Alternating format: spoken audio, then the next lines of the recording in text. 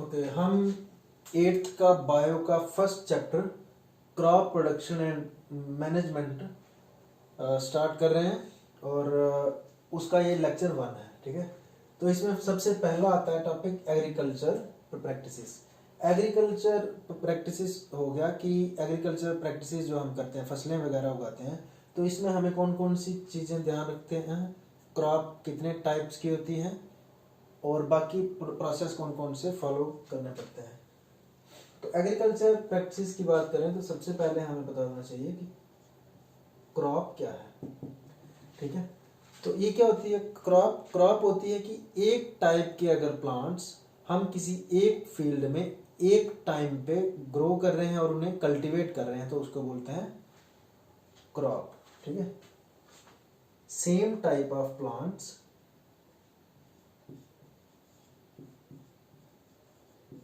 same type of plants grown and cultivated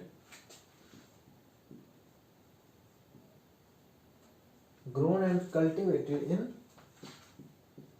same field। ठीक है, उनको बोलते हैं क्रॉप, कॉल्ड क्रॉप। ठीक है, same type of plants grown and cultivated in same field.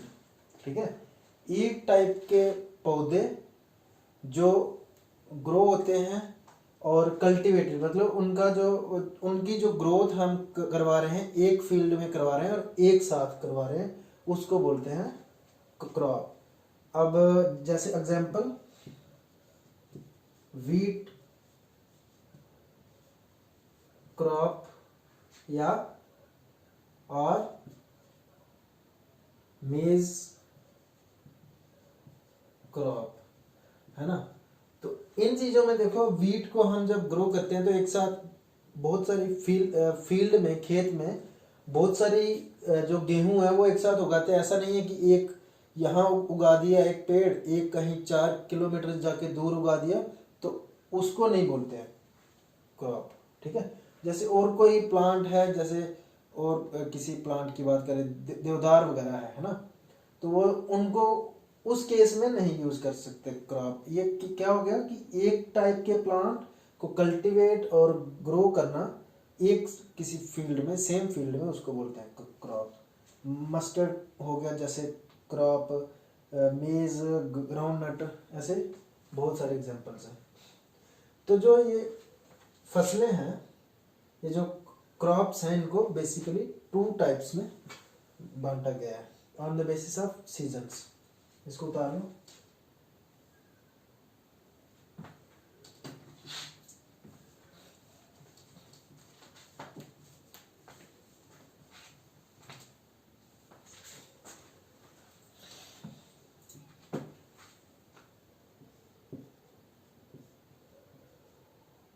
Crops, rabi crops, दूसरा एक आगे रबी क्रॉप और दूसरा खारिफ क्रॉप्स। ठीक है, तो ये जो है, ये जो रबी क्रॉप्स हैं, ये विंटर सीजन में होती है। ठीक है, विंटर सीजन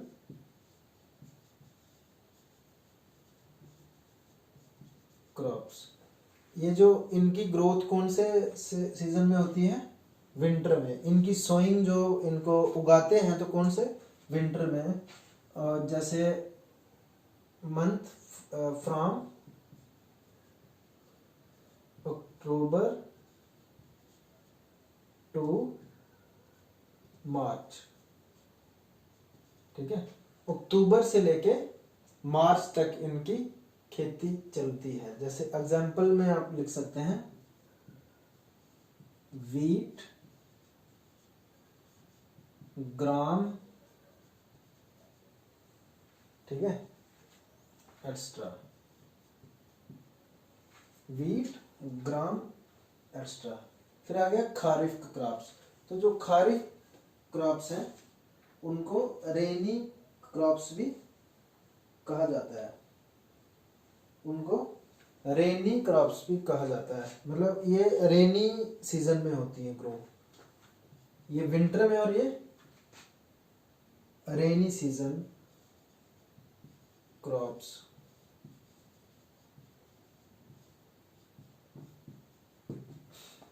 ठीक है। कौन कौन से मंथ से? फ्रॉम जून टू सितंबर।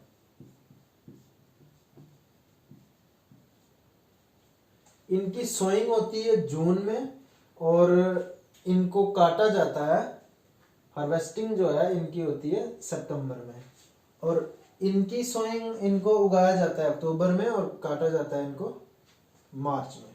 ठीक है। और इसमें एग्जांपल्स हैं मेज, पैडी,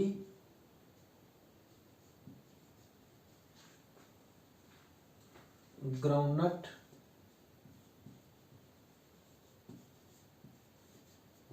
एक्स्ट्रा।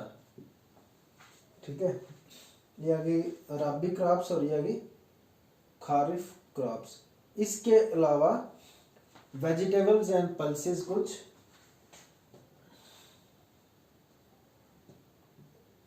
एक्सेप्ट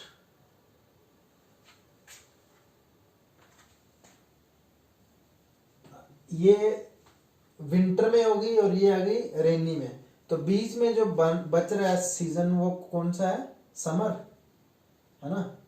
तो समर में कौन कौन सी होती है? Some vegetables and pulses. Pulses क्या होगी? दालें। वेजिटेबल्स एंड पल्सेस आर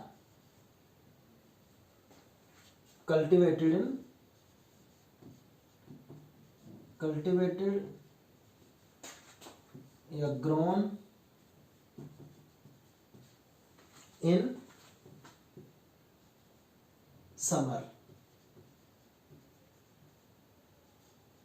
ठीक है।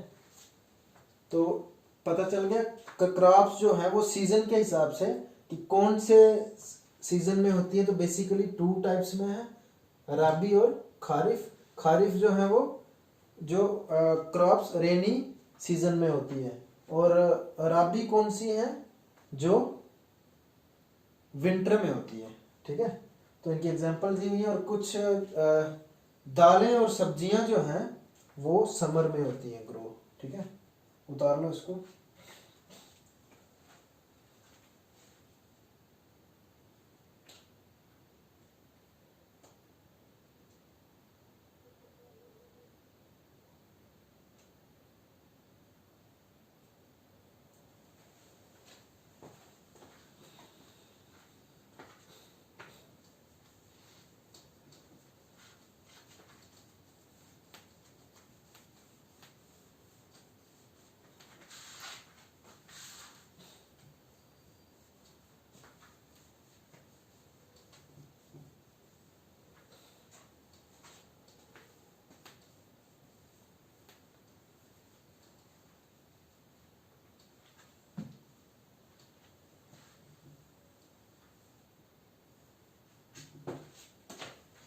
Basic practices of crop production.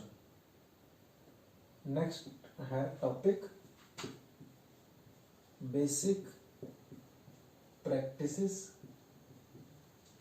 Of crop production.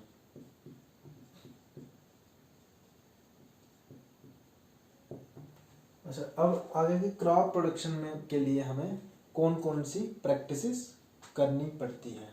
ठीक है।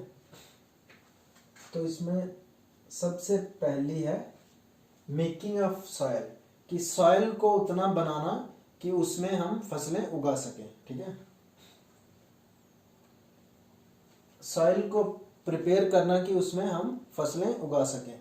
उसका मिट्टी मिट्टी जो है उसमें लंप्स नहीं होने चाहिए, है ना, मिट्टी में लंप्स नहीं होने चाहिए, और मिट्टी का साइज जो है, मिट्टी का जो पार्टिकल साइज है वो जो हमने फसल बीजनी है उसके दाने के इक्वल होना चाहिए, ताकि वो पूरी तरह से मिक्स हो जाए उसमें, ठीक है, तभी तो फसल अच्छे से होगी ग्रो। तो इसको डिटेल में बाद में करेंगे, पहले लिख लेते हैं कि प्रैक्टिसेस कौन कौन सी हैं। तो फर्स्ट आ गया प्रिपरेशन ऑफ सॉइल, ठीक है। दूसरा आ गया, अब मिट्टी हमने प्रिपेयर कर दी उसके लिए बीज बोने के लिए, ठीक है, मिट्टी प्रिपेयर होगी तो उसके बाद क्या करेंगे, बीज बोने हैं तो उसको बोलते हैं सोइंग, ठीक है, उसको बोलते हैं सोइंग। अब सोइंग होगी, बीज बो दिए, तो उसके बाद क्या है, खाद की जरूरत होती है, मैन्योर या फर्टिलाइजर्स की जरूरत होती है, मैन्योर और फर्टिलाइजर्स। अब क्या आएगा, तो एडिंग ऑफ मैन्योर्स फर्टिलाइजर्स,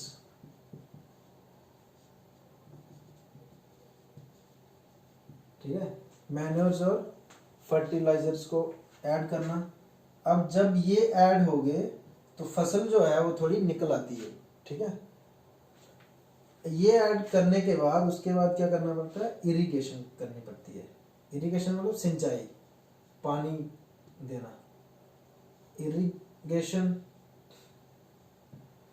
अब जब इरिगेशन होगी तो उसके बाद वीड्स ग्रो होना स्टार्ट हो जाती हैं। तो फिर क्या करेंगे, वीड्स क्या होगी, जो अनवांटेड प्लांट्स हैं, हमने फसल गेहूं की उगाई है, उसमें कुछ और घास फूस लग गया, तो वो जो अनवांटेड प्लांट्स हैं उनको वीड्स बोलते हैं, ठीक है। तो फिर उनको रिमूव करना है तो क्या लिखेंगे, रिमूवल ऑफ वीड्स, ठीक है। अब वीड्स भी हो गए रिमूव, अब क्या क्या होगा, अब कल्टीवेशन, सॉरी हार्वेस्टिंग। अब क्या होगा, हार्वेस्टिंग, कि फसल जब तैयार होगी तो उसको काटना वगैरह, हार्वेस्टिंग।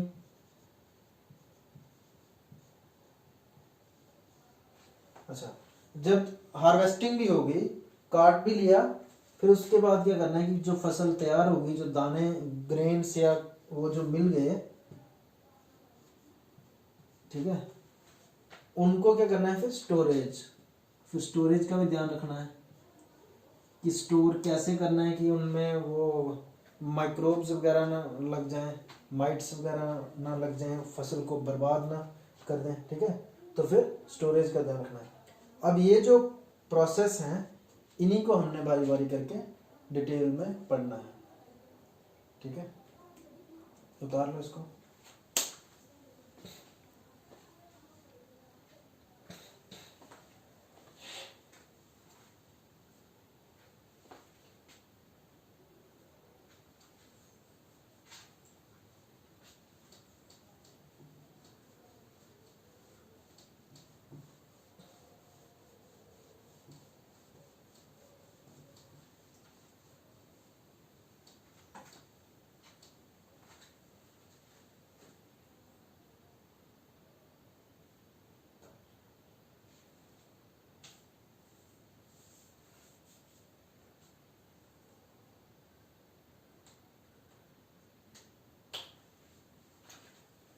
फर्स्ट आ गया इसमें प्रिपरेशन ऑफ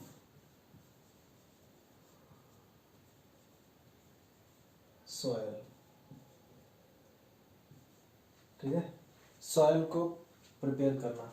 तो इसमें क्या आता है, लूजनिंग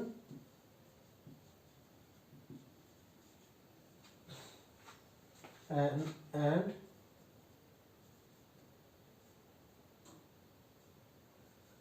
टिलिंग ऑफ सॉइल,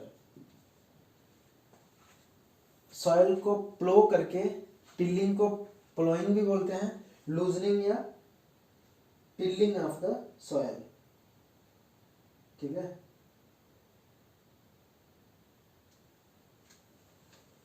तो टिलिंग ये किस तरह होती है? टिलिंग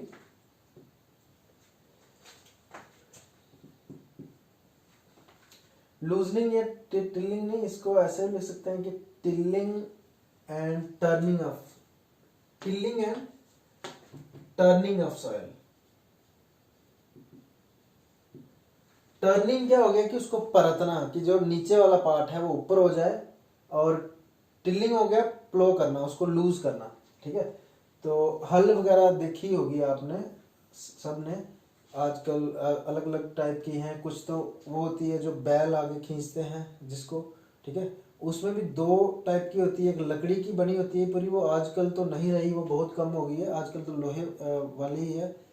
और कुछ ट्रैक्टर वाली जो आजकल ज़्यादातर चल रही है, वो ट्रैक्टर वाली है ना। तो टिलिंग क्या हो गया? टिलिंग हो गया कि खेत को खेत को खोदना, इसको क्या बोलेंगे, प्लोइंग करना, उसको खोदना उस तरीके से कि जो मिट्टी है, मिट्टी का एक साइज, उसके जो लंप्स वगैरह हैं वो टूट जाए, और क्या हो कि मिट्टी में हवा बराबर जा सके, मिट्टी लूज हो जाए। ठीक है, मिट्टी लूज हो जाए, पहले सख्त रहती है ना, तो प्लोइंग करने से वो लूज हो जाती है, ईयर वगैरह जो है वो आ जा सकती है, जिससे माइक्रोब्स अंदर कर सकते हैं ग्रो, और जो प्लांट्स उधर उगेंगे उनकी रूट्स तक ईयर जो है वो पहुंच सकेगी इजीली। ठीक है, तो इसको लिख लेते हैं, टिलिंग और प्लोइंग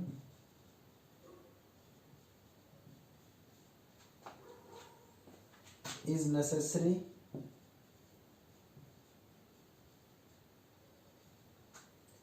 क्यों है ये नेसेसरी?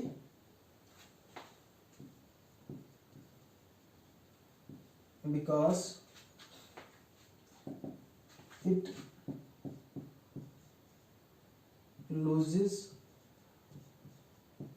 द सॉइल, सॉइल को क्या कर रही है? लूज कर रही है। और क्या हो रहा है?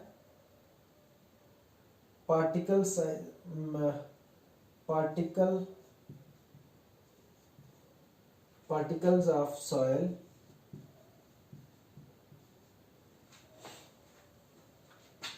are becoming of same size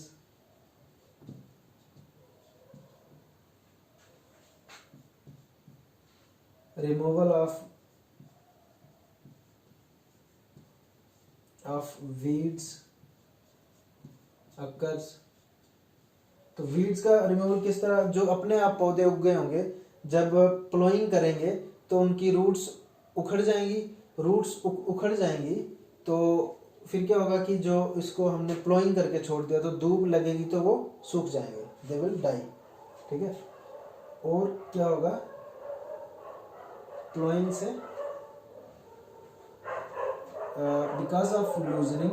because of loosening of soil,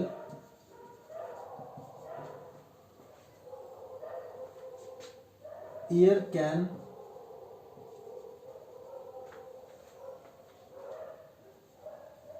enter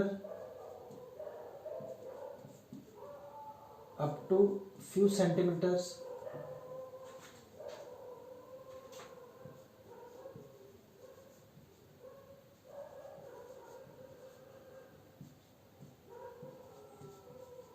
in the soil. कुछ सेंटीमीटर तक एयर अंदर जा सकती है, उससे क्या होगा?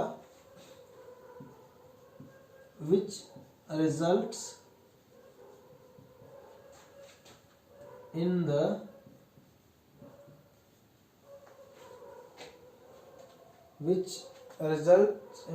production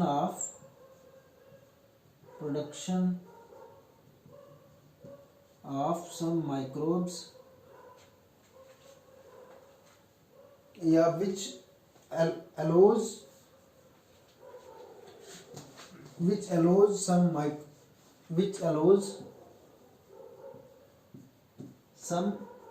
microbes and earthworms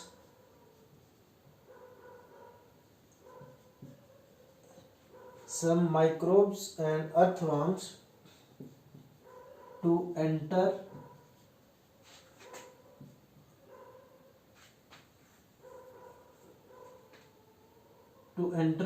in the soil.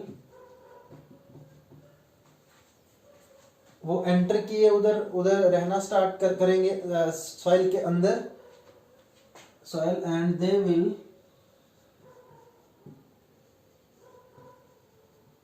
Will get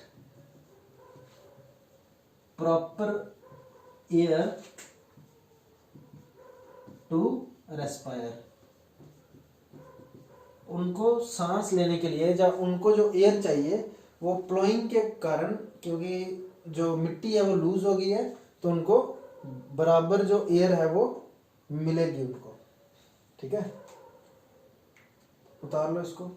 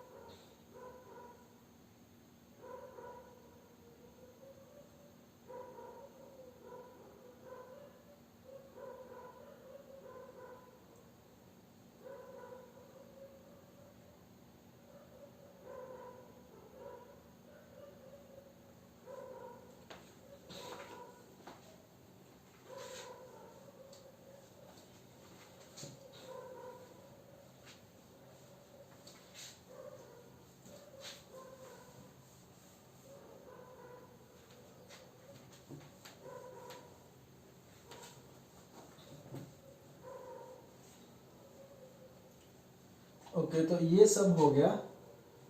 इसके बाद क्या होगा, अगर माइक्रोब्स और अर्थवर्म वगैरह जो उसमें हैं, these microbes and earthworms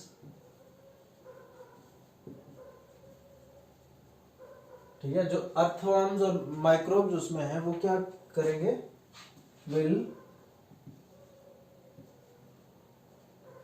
loosen the soil। एक तो सॉइल को वो लूज करेंगे and will add humus to the soil। ठीक है, उसमें क्या करेंगे, ह्यूमस, क्योंकि वो जो गले सड़े पत्ते वगैरह होंगे उसको वो क्या करेंगे, उसको चेंज कर देंगे मैन्योर में। ठीक है, तो ह्यूमस क्या है, ये रिच इन न्यूट्रिएंट्स होता है और ये फसलों के लिए अच्छा होता है। ठीक है, जो डेड पार्ट्स हैं प्लांट्स के या उसमें जो पड़े होंगे उनको ये माइक्रोब्स किल करेंगे और उसको वो सॉइल की न्यूट्रिशन को बढ़ाएंगे। उसके बाद और क्या होगा, जो लंप्स हैं आफ्टर प्लोइंग,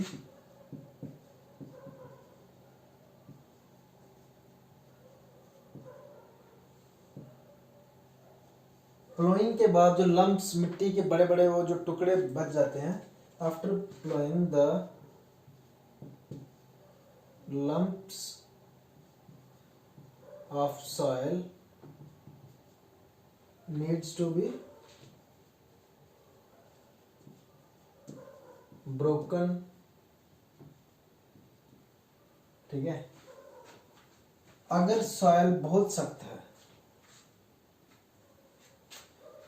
अगर सॉइल बहुत सख्त है, अगर मिट्टी ज्यादा सख्त है तो उसको पहले पानी देना पड़ता है ताकि वो थोड़ी लूज हो जाए और उसमें प्लोइंग इजी हो जाए थोड़ी। if the land is too dry,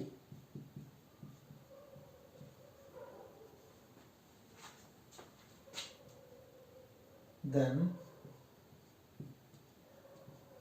watering is necessary before plowing.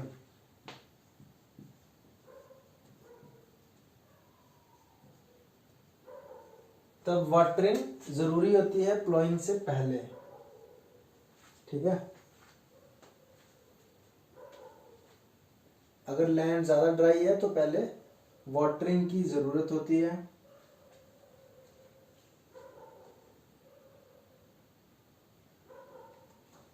और प्लॉइंग के बाद क्या करना होता है, फिर भी मिट्टी को लेवल करना पड़ता है, levelling.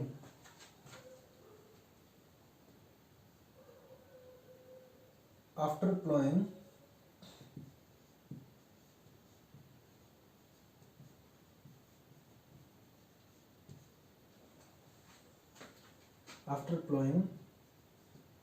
next step is leveling.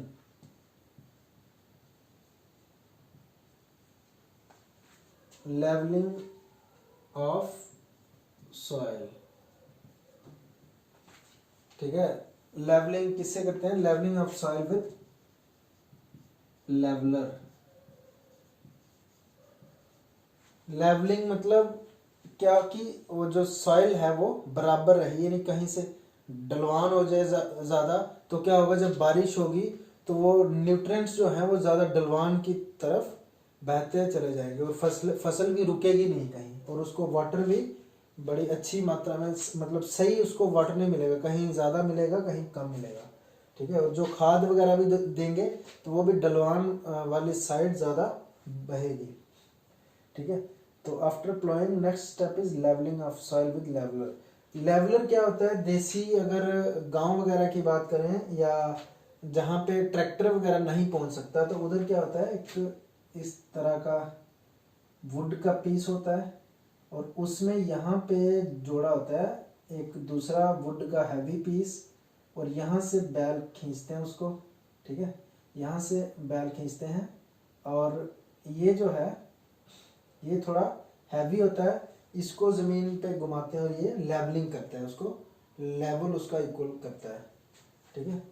Leveller के साथ इसको इक्वल करते हैं। लेवलिंग क्यों ज़रूरी है वो लिख लेते हैं।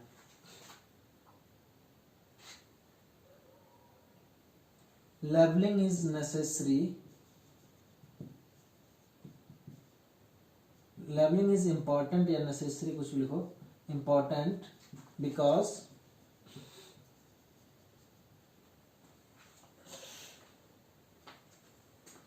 it allows all the plants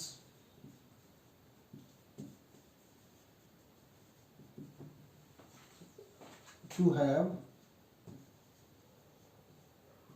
uniform nutrition। सभी प्लांट्स को एक जैसी न्यूट्रिशन मिले और एक जैसी एंड यूनिफॉर्म, और एक जैसी उनको न्यूट्रिशन मिले और एक जैसा वाटर भी उनको एक जैसा मिले, यूनिफॉर्म इरिगेशन, ठीक है। एक जैसी इरिगेशन और एक जैसी न्यूट्रिशन मिले ताकि एक जैसी उनकी ग्रोथ हो, ठीक है, जिससे फसल भी अच्छी होगी। कर लो इसको नोट।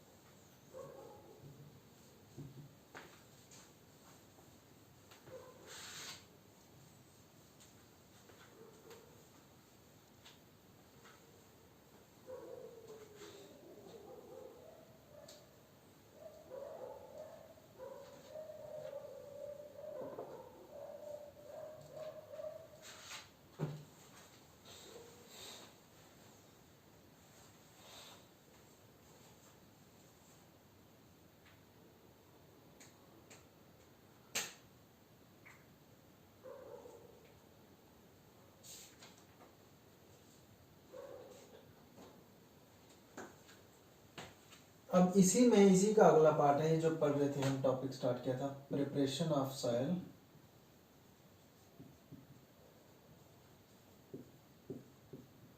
तो ये किस किस से होता है वो लिख लेते हैं।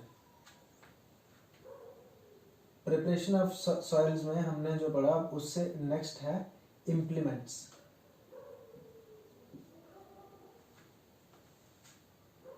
Agriculture implements,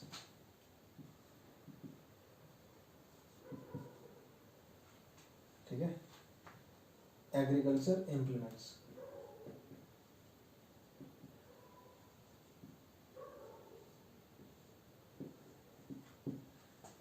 agriculture instrument implements हो गए, औजार कौन कौन से यूज होते हैं इसमें, ठीक है। तो इम्प्लीमेंट्स यूज होते हैं कि जो लूजनिंग, टिलिंग, प्लॉइंग करने के लिए कौन कौन से औजार यूज होते हैं। तो इधर लिख लेते हैं, इम्प्लीमेंट्स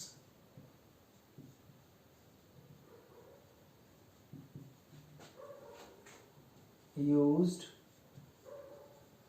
फॉर प्लॉइंग आर, कौन कौन से हैं, 3 मेन। हो है एक, HOE हो, और एक ट्रैक्टर है।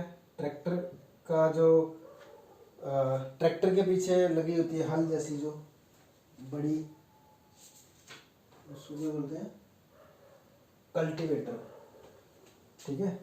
कल्टीवेटर फर्स्ट आ गया। प्लो जो हल होती है, देसी जो गांव वगैरह में होती है यूज, या हिली एरिया में यूज होती है। फिर हो, और तीसरा कल्टीवेटर।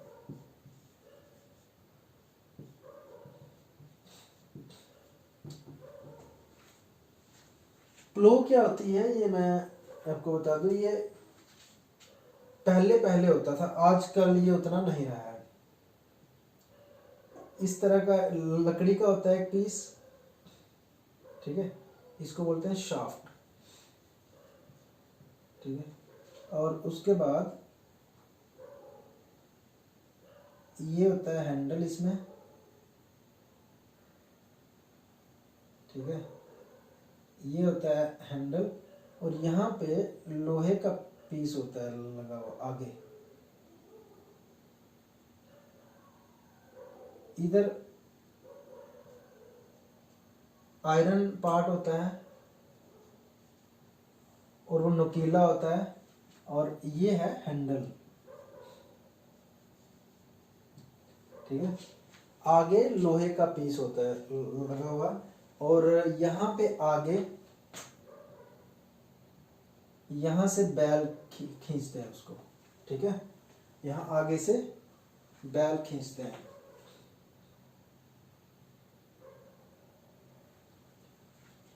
और ये ऐसे इस तरह पकड़ के चलता है, यहाँ से आगे बैल खींच रहे होते हैं, और यहाँ से मतलब यहाँ से ऐसे हैंडल पकड़ के थोड़ा सा इसमें फोर्स लगानी पड़ती है। वैसे ये जो है ये थोड़ा तिरछा रहता है, तिरछा इसलिए ताकि ये ज़मीन में दसा रहे थोड़ा सा, ठीक है। और थोड़ा सा दबा के रखना पड़ता है, और बैल खींचते हैं इसको, और जिसकी वजह से प्लोइंग होती है। फिर ऐसे इस तरह ये खेत को वो करते हैं कुछ लोग, जैसे इस तरह का खेत है, ठीक है। तो कई केसेस में यहाँ से स्टार्ट करते हैं लोग, ठीक है, इस तरह, फिर ऐसे ऐसे, और कुछ केसेस में साइड से करते हैं स्टार्ट, ठीक है, साइड से करते हैं इस तरह से, फिर ऐसे इसके साथ साथ दूसरी आती है, फिर लाइन, फिर ऐसे ही तीसरी, ऐसे ही इस तरह से ये चलता है।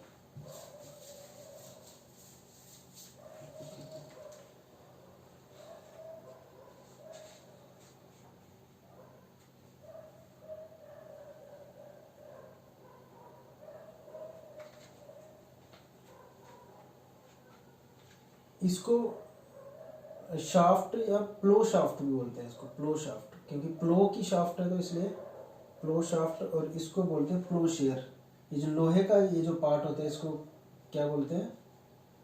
प्लो शेयर। ठीक है। और जिसको बैल खींचते हैं, जिस पार्ट से बैल खींचते हैं उसको बोलते हैं बीम। ठीक है। जिस पार्ट को बैल खींचते हैं उसको बोलते हैं beam.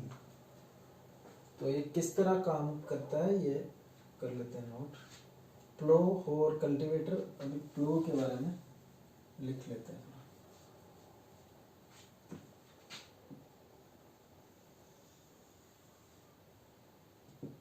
A wooden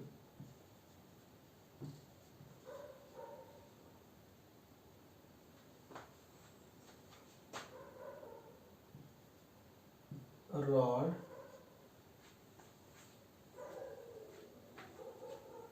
has another wooden part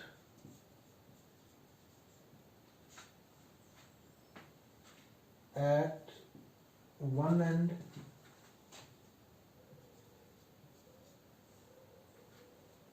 which has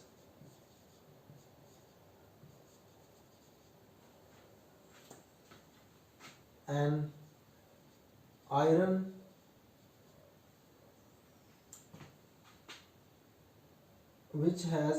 iron part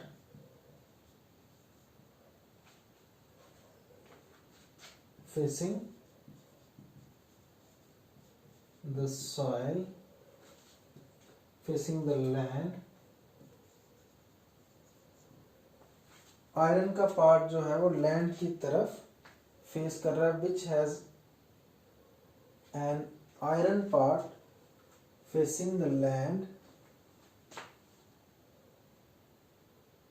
and another part of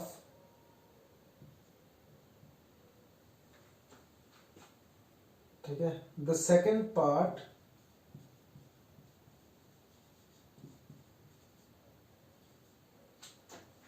which is the second piece of wood which is attached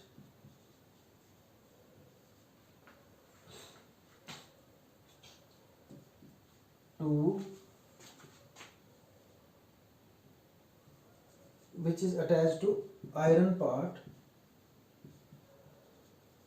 तो जो आयरन पार्ट है उसका नाम क्या है? उसका नाम है प्लोशेयर।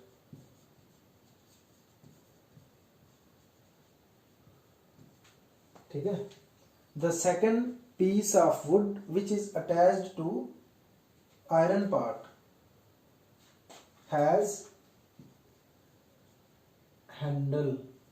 उस पे हैंडल लगा होता है विच कंट्रोल्स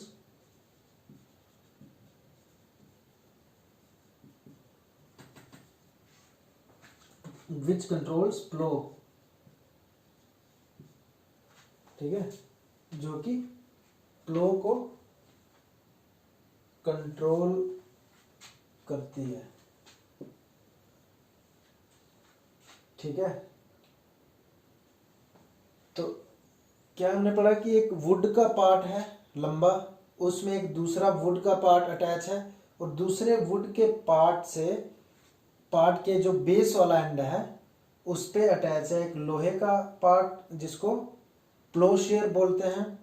खुदाई में जमीन में दसने का काम वही कर रहा है। ठीक है। और आगे से बैल खींच रहे हैं। Second piece of wood which is attached to iron part has handle which controls flow। ठीक है। other part of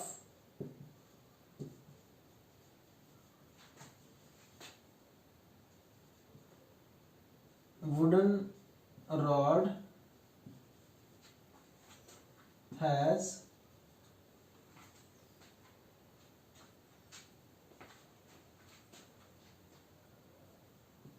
a beam of other part of wooden rod is attached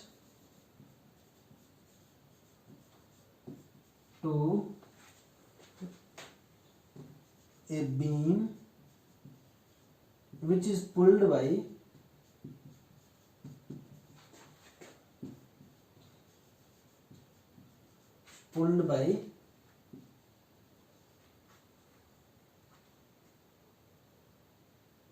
या उसको बुल्स खींचते हैं, ठीक है, या ऑक्स बुल या कुछ, ठीक है, या फिर कैमल्स भी कुछ केसेस में खींचते हैं, कैमल्स हॉर्सेस भी खींचते हैं,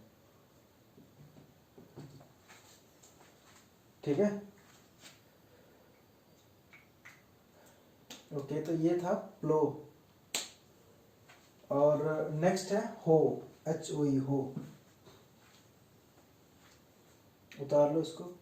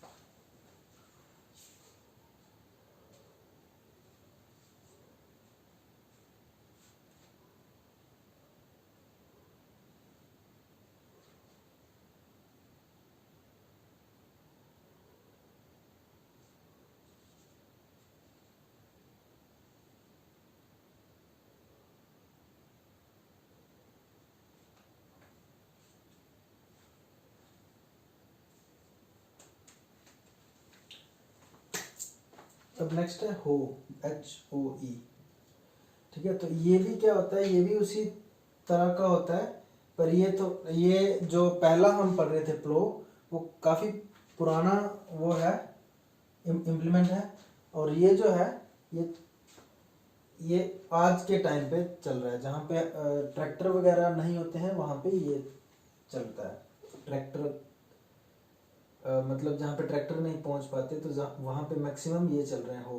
तो इसके केस में भी क्या होता है, उसी टाइप का होता है। ये जो रॉड जो है ये वुड की भी हो सकती है और लोहे की भी हो सकती है, शाफ्ट बोलते हैं इसको, ठीक है। और यहाँ से ये अटैच है, यहाँ पे एक लोहे का होता है पीस, ये आ गया इधर हैंडल, जैसे उसके केस में था सेम इसमें भी उसी तरह का होता है। और यहाँ पे लोहे का एक इस तरह का वो होता है पार्ट, ठीक है, जो क्या करता है, वीड्स, ये किस काम आता है, वीड करता है क्लियर और मिट्टी की टर्निंग, मतलब उसको पलटता है, ठीक है। तो ये काम है। इसमें भी यहाँ पे बीम होता है लगा हुआ, और इसको भी ऑक्स या इसको भी बैल खींचते हैं, ठीक है, इसको भी बैल खींचते हैं। तो इसमें जो है ज्यादातर पार्ट्स लोहे के ही होते हैं, मतलब ऑलमोस्ट सभी पार्ट इसमें लोहे के ही होते हैं। ये जो है बेंट प्लेट होती है लोहे की, बेंट आयरन प्लेट।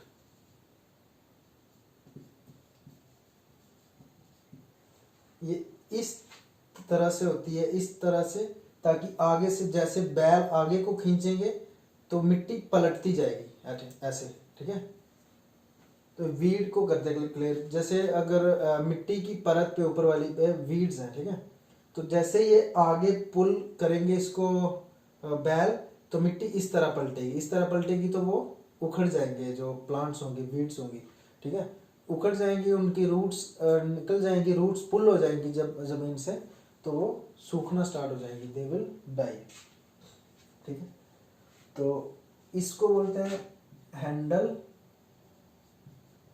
और ये ऊपर जहाँ से पकड़ने के लिए ये क्या है, ग्रिप। ठीक है, तो इसके बारे में थोड़ा लिख लो, इसकी description.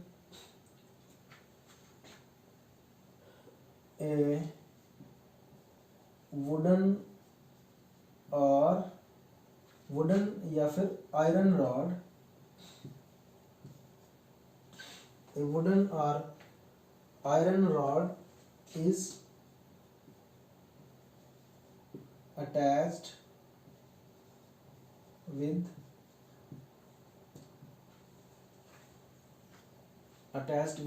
bent iron plate,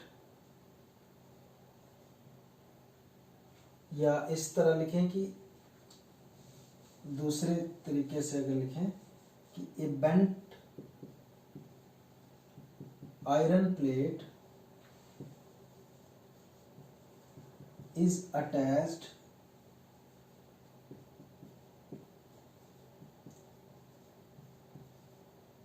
a bent iron plate is attached to a wooden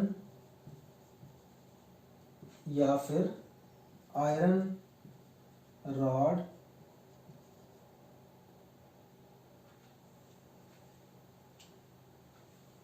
at its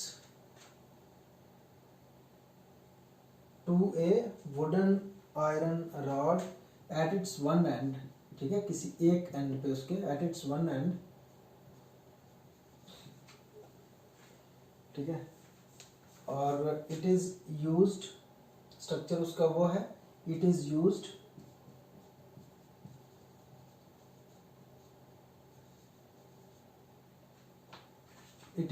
to remove weeds and also used for plowing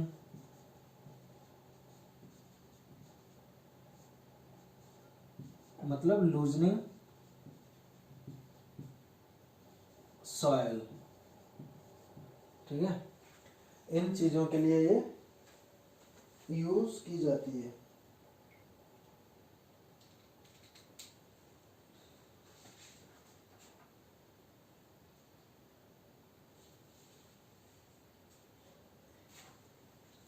it works like blade की तरह काम करती है, काटती चलती है। ठीक है, वीड्स वगैरह को काटती चलती है। इट वर्क्स लाइक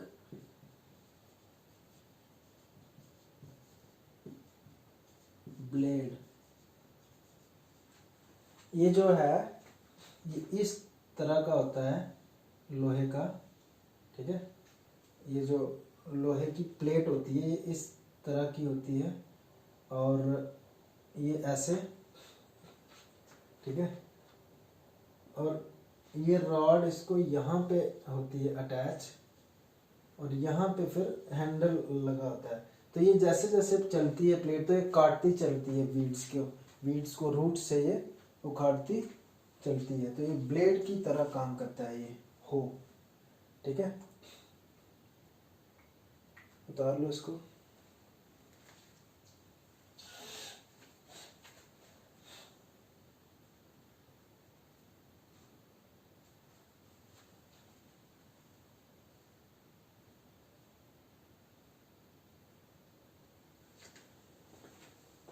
नेक्स्ट है कल्टीवेटर।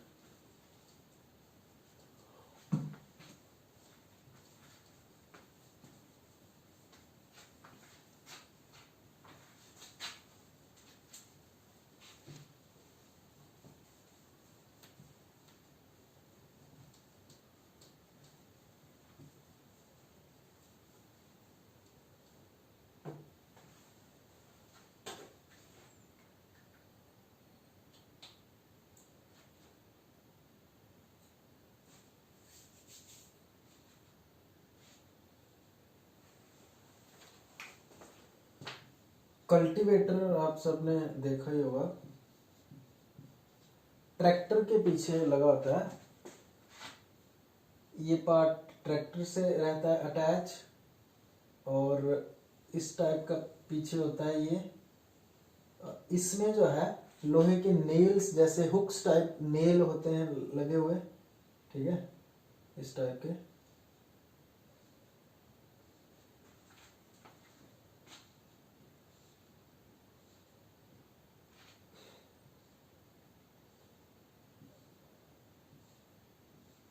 और ये ज़मीन में धंस जाते हैं, ये जो हुक्स होते हैं ये ज़मीन में धंस जाते हैं और ट्रैक्टर खींचता है तो मिट्टी की प्लोइंग और टिल्लिंग हो जाती है। नाउअडेज कल्टीवेटर क्या होते हैं कि आजकल के टाइम पे nowadays cultivators are attached to tractors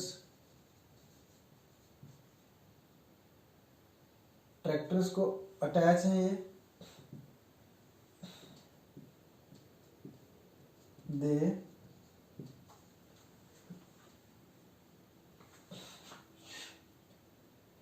they do plowing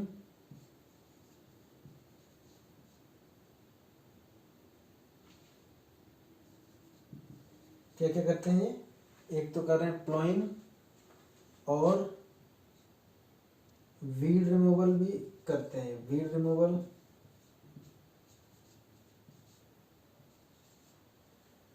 अच्छा, और क्या है इनका काम, और साथ में ये लेबर बचा रहे हैं, ठीक है ना। मतलब ये समझ के चलो कि प्लो एक इतना ले जाएगी, एक इसका काम करेगी प्लो, ठीक है। और इसमें कितने सारे लगे होते हैं, मतलब ये कम टाइम सेव करेगी और लेबर सेव करेगी, ठीक है, टाइम एंड लेबर सेव। तो it saves time and labour. उतार लो इसको। ये फर्स्ट लेक्चर कंप्लीट हो गया, नेक्स्ट में हम आगे करेंगे कंटिन्यू।